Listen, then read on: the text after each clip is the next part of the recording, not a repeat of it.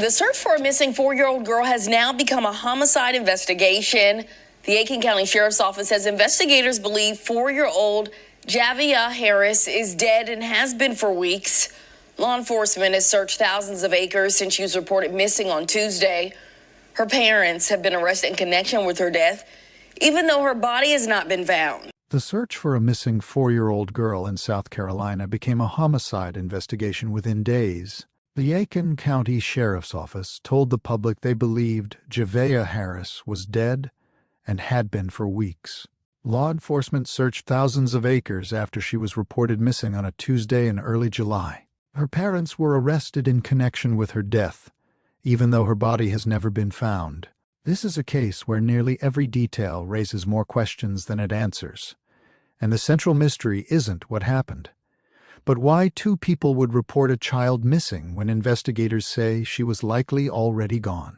Before we go further, this story contains details some may find disturbing. The facts matter, and they deserve to be told carefully. If you're interested in cases like this one, where the official timeline doesn't quite hold together and the questions cut deeper than the answers, you're in the right place. Crime with Chris brings you thoroughly researched true crime stories that don't sensationalize, but don't look away either. Hit that like button and subscribe so you don't miss what comes next, because this case is far from over. 2023 gave us cases that refused to close. In February, Nancy Guthrie vanished from her own home in Tucson. She's the mother of a national television host, taken in the early hours by someone who left almost nothing behind. 5 months later, there's still no answer, no arrest, just a family waiting and a suspect's photo with no name attached. Then came April and Lynette Hooker, a woman who'd spent a decade sailing the world with her husband. She went overboard in the waters near the Bahamas, and he was the only witness. His phone's location data would later contradict the story he gave to police. To this day, her body hasn't been found. 2 women. 2 families stuck in a kind of limbo that has no name and no endpoint. And somewhere in between those cases, a 4-year-old girl was reported missing from her own backyard in South Carolina. Her parents made the call themselves. They cried on camera. They gave descriptions down to the pink beads in her hair. And for 4 days, hundreds of officers searched thousands of acres looking for a little girl who investigators would later say had already been gone for a month before anyone dialed 911. What connects these 3 cases isn't just timing. It's the architecture of uncertainty. Guthrie's family has a suspect's photo and no identity to attach to it. Hooker's family has a husband whose story keeps shifting and a body that hasn't surfaced. And Javeayah's family, meaning the people who are neither accused nor gone, the extended relatives and community members, they're left with 2 people they know now sitting behind bars and a version of events the public is still being asked to accept on faith until a courtroom determines otherwise. Before this had a name attached to it, before Aiken County had ever heard of Javeayah Harris, this was just an ordinary stretch of South Carolina, Hillsborough Street and Ridgecrest Road, a neighborhood of modest homes and long yards, the kind of block where people still know each other's names, where kids ride bikes until the porch lights come on. Javeayah was 4 years old, 3.5 feet tall, 42 pounds, the kind of statistic that means nothing until you picture what it actually describes. A small child who liked Minnie Mouse, who chased chickens around the yard for fun, who greeted adults with yes ma'am and no ma'am, because that's how she'd been raised. Neighbors who were later interviewed by local news outlets described her as bright, chatty, unusually polite for her age. One neighbor told reporters the police came to his house and woke him from sleep, said it was crazy because the family lived right up the street and the little girl was nowhere to be found. Another neighbor said they'd been in the area for 4 years. Come to my house and wake me up out my sleep, but it is kind of crazy, I ain't gonna lie, because I don't know, they really right up the street and there's nowhere to be found. Like, she's nowhere to be found. Yeah, we've been out here for 4 years now. We know pretty much most of the people in this neighborhood, their kids, the whole thing. And For the girl to live literally right around the corner, we're out here all the time. Like, every day somebody's out here. And we would have noticed a little girl walking this. Knew pretty much everyone in the neighborhood and their kids. The girl lived literally around the corner. They were outside all the time.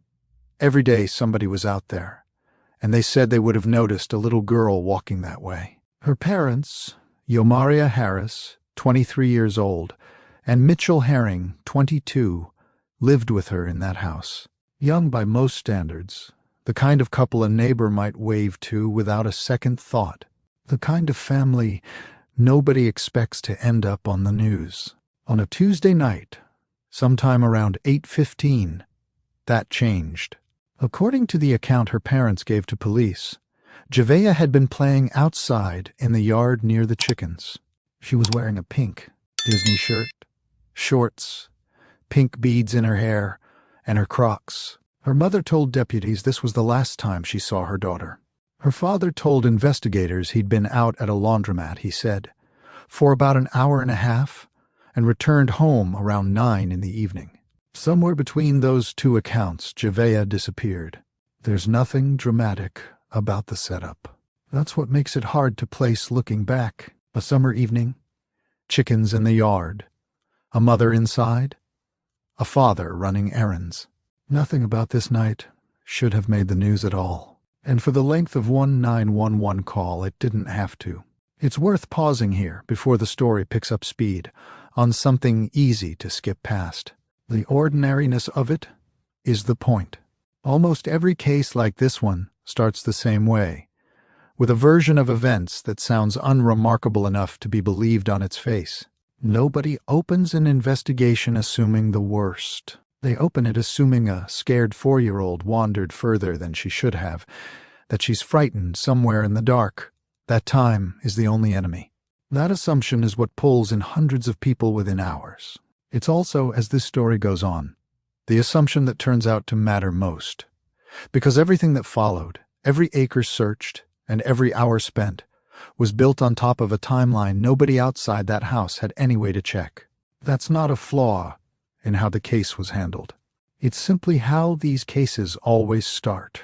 And it's worth holding on to as a baseline, because by the time this story reaches its 3rd chapter, that baseline is exactly what starts to come apart. When the call came in, it moved fast. Faster than most missing child cases ever do. Within hours, this had stopped being a local matter. The Aiken County Sheriff's Office brought in the FBI. The South Carolina Law Enforcement Division, known as SLED, joined next. Search and rescue teams fanned out with 9 units, drones, and helicopters, working through thousands of acres of land, some on foot, some from the air, all of them in South Carolina heat that made every hour of it harder. A local church, Bethel Baptist, became the nerve center of the whole operation. Investigators gathered there before sunrise every morning of the search. On at least one of those mornings, officers stood outside the church and prayed together before heading back into the woods. Digital billboards along the highway started carrying Javeayah's photo, donated by a local outdoor advertising company, asking anyone with information to come forward. Roadblocks went up near the search zone. Deputies stopped cars, searched vehicles, ran down every lead that came in. Some nights, they didn't clear out until well after dark. For the public watching this unfold, it looked exactly like what everyone feared and hoped wasn't true at the same time. A race against the clock to bring a little girl home alive. But there was something underneath the official timeline that didn't sit right from the start. As reporters worked the neighborhood, canvassing block by block, a pattern started to emerge in what people were telling them. Not about the night she vanished, but about the weeks before it. Neighbors said they hadn't seen Javeayah in months, not weeks, months. If that's true, then the entire premise of the search, a child last seen playing in her yard on a Tuesday evening, was already standing on ground that wasn't solid. And once that detail surfaces, everything before it needs to be looked at again. There's also a piece of the record that adds a strange texture to those first hours. An interviewer eventually sat down with Javeayah Harris and asked him directly whether Javeayah was known to run off, whether there had been past issues with her wandering. His answer was firm. No, she didn't run away, but she was friendly to a fault.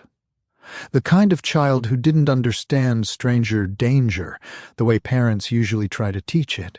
He described her as polite, verbal, sharp for her age. Then he raised something on his own that some of the early media coverage had painted her as nonverbal, possibly autistic. And that detail, which he disputed, had unsettled him more than almost anything else, because it meant the description going out to the public searching for his daughter might not have matched who she actually was. That's a strange thing to be upset about if you already know the search itself is unlikely to find anyone.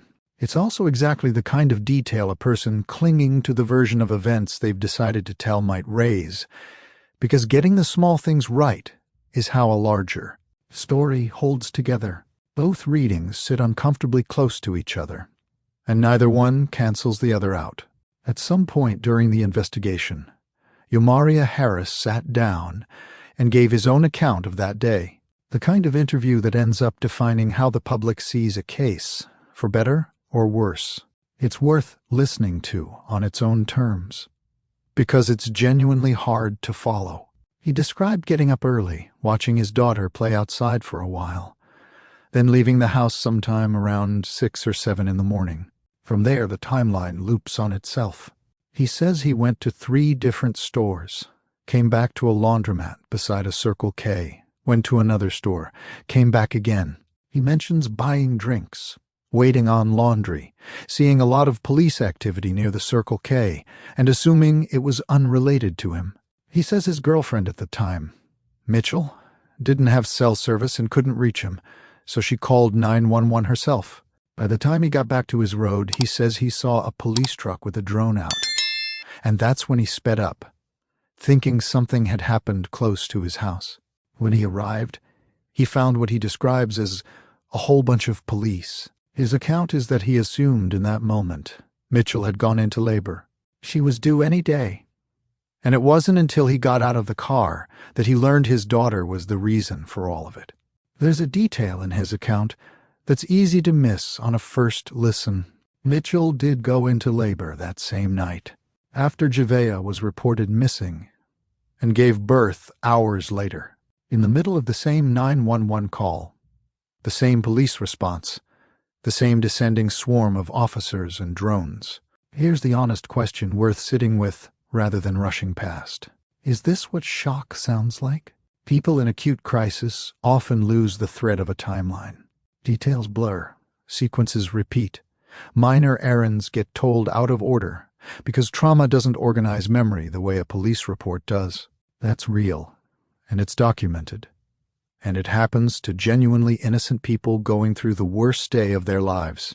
But it's also true that inconsistent looping timelines are one of the first things investigators flag when they don't add up for a different reason.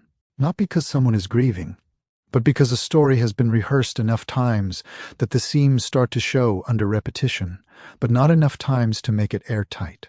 Both of those are real possibilities.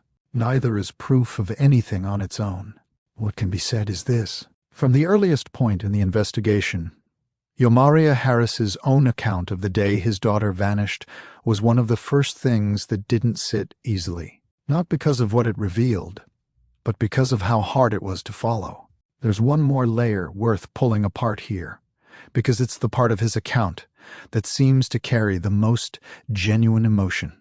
He described not knowing in the moment what all the police activity near his house meant, assuming, because Mitchell was due to give birth any day, that the sirens and the drone overhead were connected to labor, not to his daughter. He talked about detectives keeping him back from the scene so he wouldn't disturb it, about the disorientation of driving toward his own home and watching it fill with strangers in uniform. When the interviewer asked how he was holding up, his answer wasn't composed.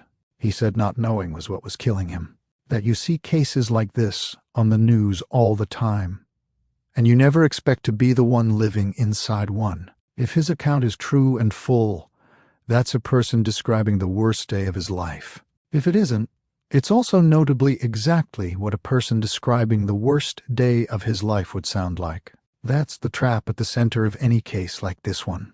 Authenticity and rehearsal can sound identical from the outside, and the only thing that actually separates them is evidence nobody watching an interview has access to yet. Whatever doubts were forming behind the scenes, the search itself never looked anything less than total.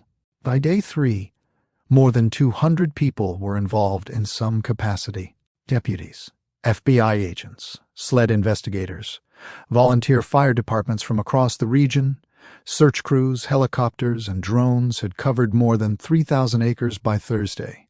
By the time the operation wound down, that number had climbed past 5,000. The FBI's involvement went beyond boots on the ground. Special Agent in charge Kevin Moore of the Bureau's Columbia Field Office would later say the response included members of the FBI's Behavioral Analysis Unit and its Child Abduction Rapid Deployment Team. Specialists brought in specifically for cases like this one, along with technical experts working digital media and communications.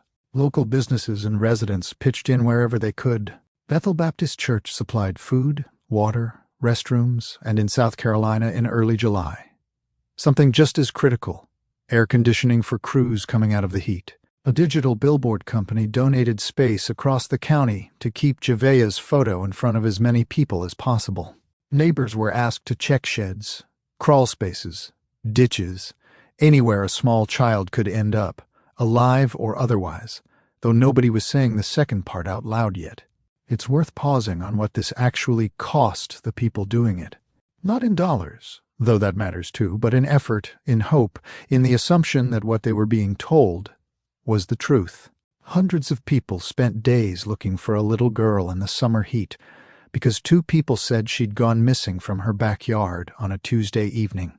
Volunteers who didn't know this family gave their time. Officers worked shifts that stretched past sunset.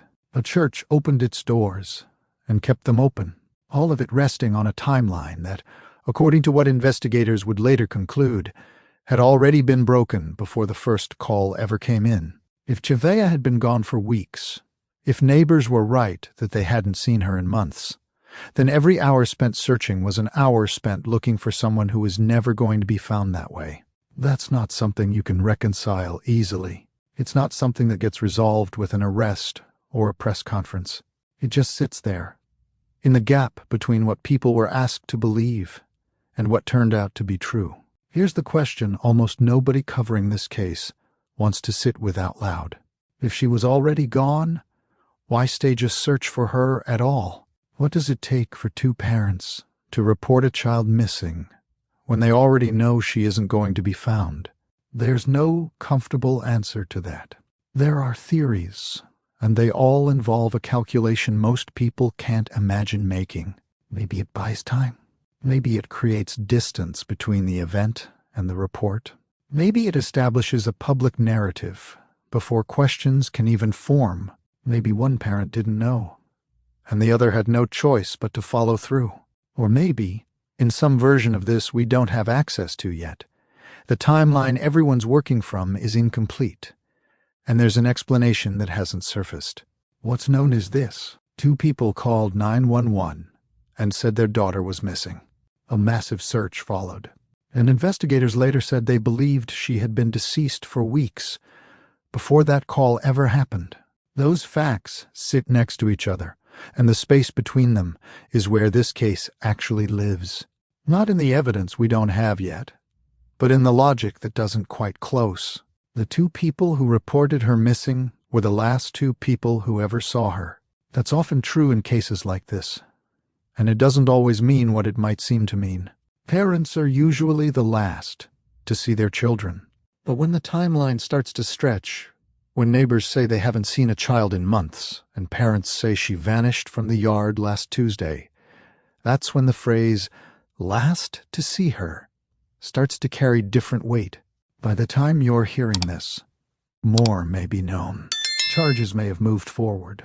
A body may have been recovered, or the case may still be waiting on evidence that hasn't come together yet. But the part of the story that's already locked in, the part that can't be walked back, is this: a 4-year-old girl is gone. A community searched for her in good faith, and the timeline they were given to work from has already come apart under scrutiny. What happens next will unfold in a courtroom, and it will hinge on evidence the public hasn't seen in full. Until then, what's left is a neighborhood in South Carolina that knows a child who lived among them isn't coming home, and a set of facts that don't line up no matter how many times you try to arrange them. A 4-year-old girl reported missing from her backyard in South Carolina. A massive search that covered more than 5,000 acres in 4 days. And a timeline from her parents that didn't hold together under scrutiny. What you might not know yet is what was happening behind the scenes while that search was still going, and what it took for investigators to stand in front of cameras and say out loud what they'd already concluded days earlier: that the child hundreds of people were looking for was never going to be found alive. Search and rescue work on a case like this isn't just physical exhaustion. It's psychological. Every person walking through those 5,000 acres was doing so believing, or at least hoping, that the outcome at the end of it might be a child found alive. What does it do to someone to spend 4 days in that mindset, moving through heat and terrain and uncertainty, only to learn afterward that the search itself may have been built on a false premise from the very first hour? That's not a question this case can answer for the people who lived it, but it's one worth carrying into the next part of the story, because the sheriff's office was, at the same time, already running something the public didn't know about. If you're still with this case, if the questions it raises are the kind that don't let go easily, you're exactly who Crime with Chris is for. We don't rush past the uncomfortable parts. We sit with them. Hit that subscribe button and tap the like if you want more cases covered this way, because what comes next only gets harder to reconcile. There's a detail from a private investigator who spoke to local news during the search, unconnected to the case itself. That's worth including here. She noted that even as the visible footprint of the search seemed to shrink day to day, fewer boots on the ground, fewer helicopters overhead, the investigation hadn't slowed at all. What the public sees during a case like this, and what's actually happening behind it, are almost never the same pace. Interviews were being conducted. Digital records were being pulled. Neighbors were being reapproached, sometimes more than once, as investigators cross-checked one account against another. By the time the visible search started to look from the outside like it was winding down, the quieter half of the investigation was actually accelerating. That distinction matters for understanding what came next, because it means the sheriff's 4th-day announcement wasn't the product of a sudden discovery. It was the product of 4 days of 2 searches running side by side. One looking for a living child in the woods, the other looking somewhere else entirely. The visible search, the drones, the helicopters, the roadblocks, was only half of what was happening. The other half was quieter, and it was happening in living rooms and driveways up and down Hillsborough Street and Ridgecrest Road. Reporters canvassing the area kept running into the same detail, phrased slightly differently by different people, but landing in the same place. They hadn't seen Javeayah around in a long time, not since the search started. Longer than that. One neighbor interviewed on camera put it plainly. The family had lived in the area for years. Everyone knew everyone's kids. And for a girl who supposedly lived right around the corner to have gone unseen for as long as people were describing, someone would have noticed her walking by. It's the kind of comment that sounds small in isolation and enormous once you know what comes next. Another resident described being woken up in the middle of the night by deputies going door to door, and admitted that even with how close the search was to her own home, part of her still couldn't fully process that a child could disappear from a street she'd lived on for years without anyone noticing something was wrong. That's a common thread in cases like this one. Not suspicion exactly, but a kind of quiet disbelief that runs through an entire block. Once a search like this lands on it, people start replaying the last few weeks in their heads, trying to remember the last time they actually saw the child in question. And for a lot of people on that street, The honest answer was that they couldn't remember at all. There's also the detail Javeayah Harris himself raised unprompted in his own account. He told investigators there had been people snooping around the house in the days before Javeayah was reported missing. People on the phone walking slowly past the property. Behavior he said he'd flagged before. Whether that detail points somewhere real, or whether it's the kind of thing people reach for when they sense the ground shifting under their own story, isn't something this case has settled. But it's part of the record, and worth knowing before the next chapter, because what came next suggests investigators had already stopped waiting to find out. At a press conference partway through the search, Sheriff Marty Sawyer said something that at the time passed by almost unnoticed. He mentioned that alongside the visible search, the one making headlines, there was another team working the case from a different angle entirely, off-site, doing what he described only as their job. It's a small phrase that carries a lot of weight in hindsight. A missing 4-year-old in the earliest hours of a case gets one kind of response. Search and rescue, canvassing, tip lines, drones over open land. What Sawyer was describing was something running in parallel to that, from close to the beginning. An investigative team not looking for a lost child in the woods, but looking at the people closest to her. Ask yourself why a department runs 2 operations like that at once. One is public by necessity. You can't search 5,000 acres quietly. The other doesn't need to be seen at all, and in fact works better if it isn't. That split, running from early on, tells you something about what investigators considered possible before they ever said it out loud. It doesn't mean they'd already reached a conclusion, but it means the story being told to searchers on the ground, a child who wandered off, still out there somewhere, was not the only story being worked at the same time. By the 4th day, that second track had apparently caught up to and then overtaken the first. When a reporter later pressed Sawyer on exactly when the case shifted from a missing person search to a homicide investigation, his answer was carefully hedged. He said he didn't want to get behind the 8 ball, his words, and that the FBI had been brought in early precisely so they wouldn't be playing catch-up later if the case turned into something worse than a wandering child. He wouldn't give an exact date or moment when investigators realized she wasn't going to be found in those woods. What he did say was that once the off-site team determined she was, in his words, not there anymore, the visible search's purpose changed, even if its footprint on the ground didn't shrink right away. That phrase is worth sitting with for a second. Not there anymore. It's a strange way to describe a child who, if her parents' account were true, should never have been anywhere except that yard in the first place. The moment investigators started talking about her that way is the moment this stopped being a search for a missing child and became something else entirely, even though the public wouldn't be told that in plain language for another day or two. On the morning of July 4th, Sheriff Marty Sawyer stood at a podium at the Aiken County Government Building and delivered what he called the hardest announcement of his 36-year career in law enforcement. He told the room, and the families watching from home, that the investigation and the evidence now led them to believe Javeayah Harris was deceased, not missing, not still out there, gone. And he said gone for roughly a month before that 911 call had ever been placed.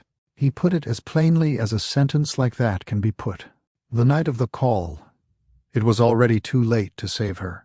There's a temptation in telling a story like this to narrate over a moment like that, to add commentary, to underline the tragedy with more language. It doesn't need it.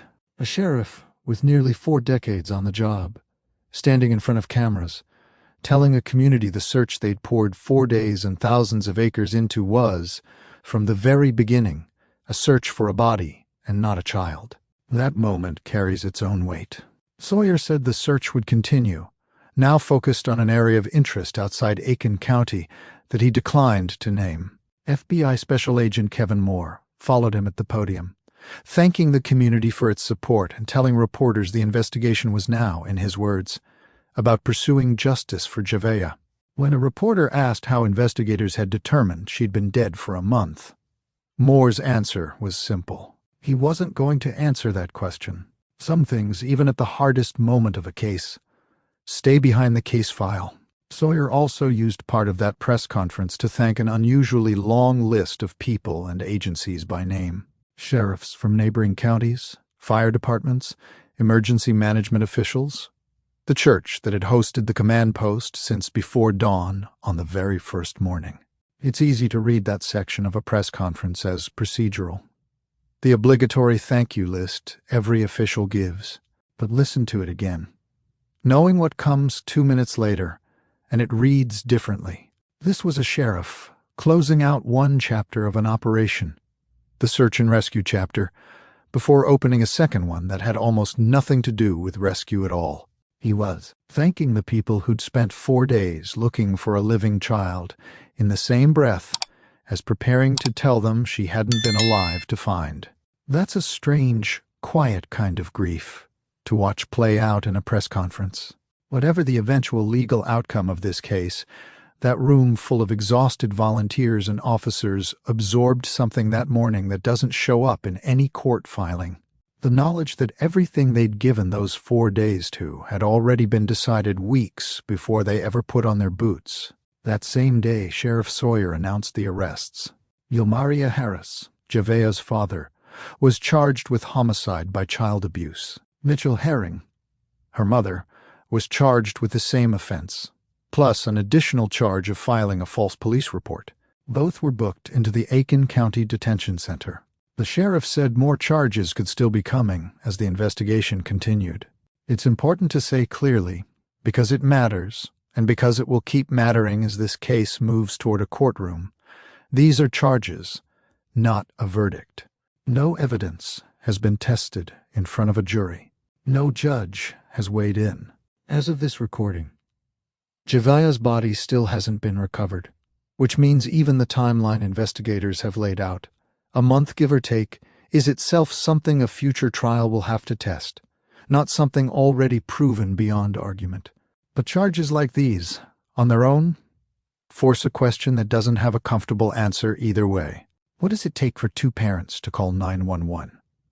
Cry on camera, hand over a detailed description of their daughter's clothes and hair down to the beads, and stand at the center of a search spanning thousands of acres, if they already knew, as prosecutors now allege, that she wasn't going to be found?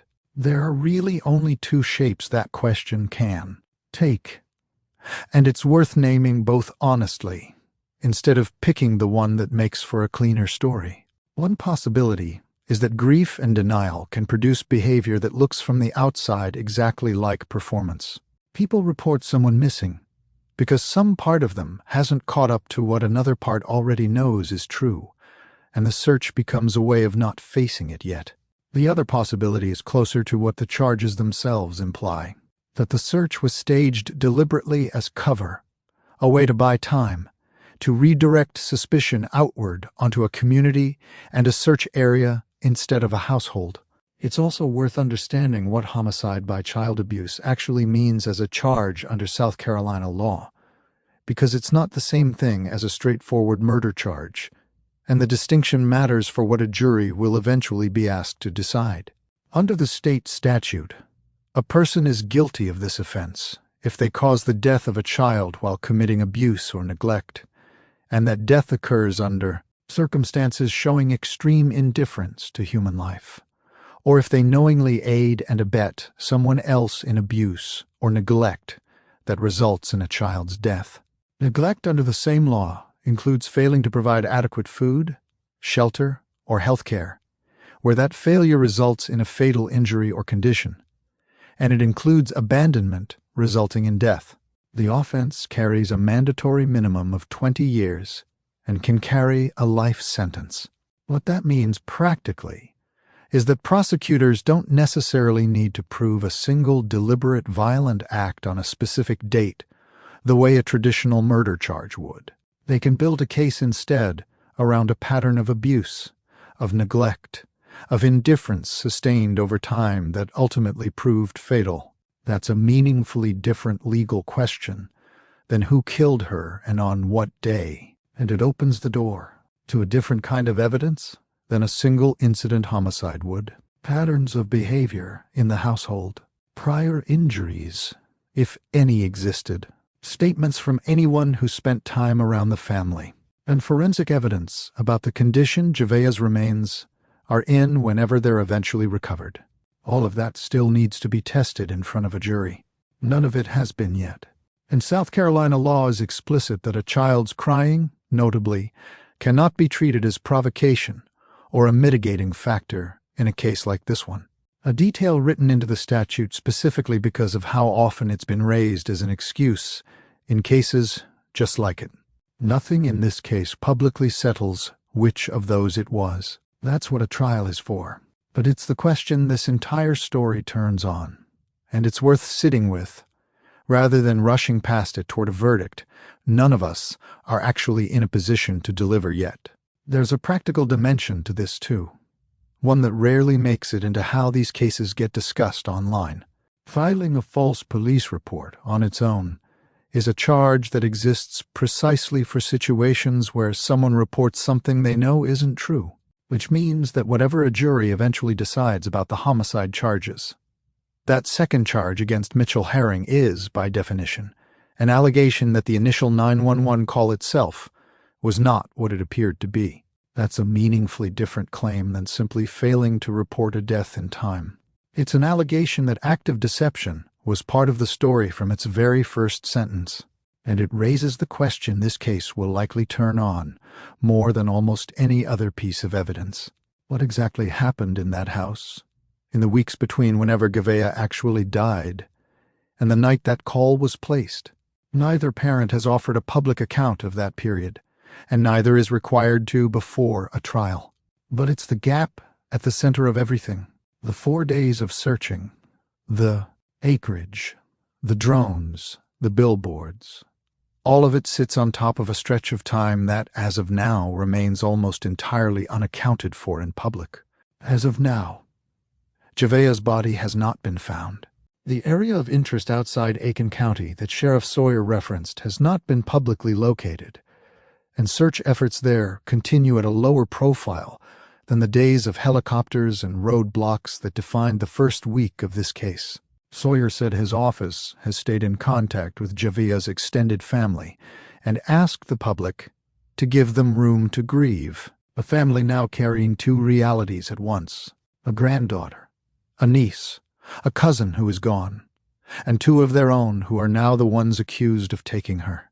Zoom out far enough, and this year has handed 3 different families 3 different shapes of the exact same weight.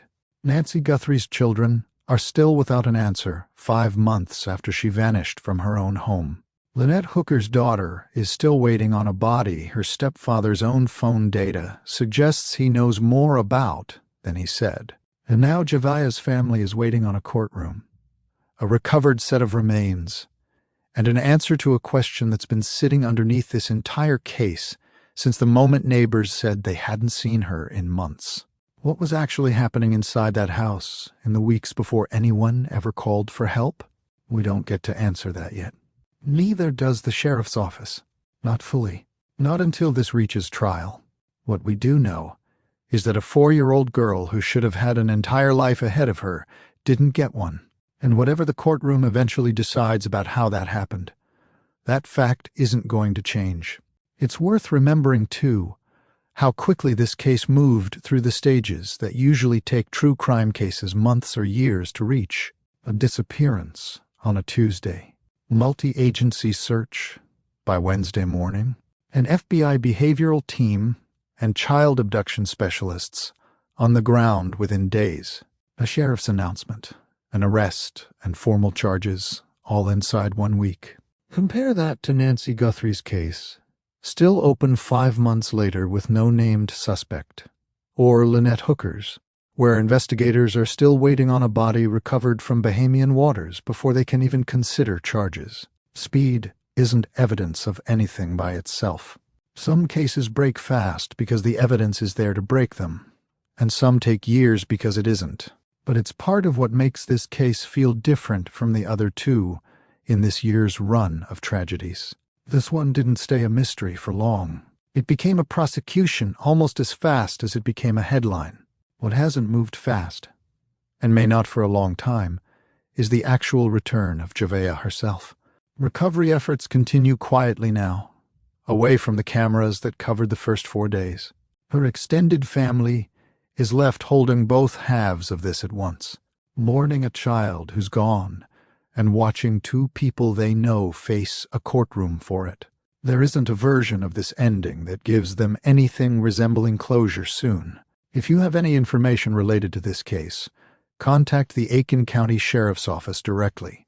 Rest easy, Javeayah. If this case is still sitting with you the way it's sitting with us, that's exactly why we're doing this series. 3 families, 3 timelines, all still open in the same year. We'll have the next update on this case the moment there's a court date, and we're following Guthrie and Hooker in the meantime too. Subscribe to Crime with Chris if you want to be there when any of them finally close. And before you go, sit with this one honestly. Not as a verdict, but as a question. Somewhere in the weeks before that 911 call, something happened inside that house that nobody outside of it has explained yet. Maybe it was an accident that became something a family couldn't face. Maybe it was something worse. One that a search and a false report were meant to bury under acreage and headlines. We don't get to decide which. A jury will. But if you were in that neighborhood, watching helicopters pass over a house you'd walked by 100 times, not knowing any of this, would you have seen it coming? Tell us in the comments what you think was really happening in that house the month before anyone called it in.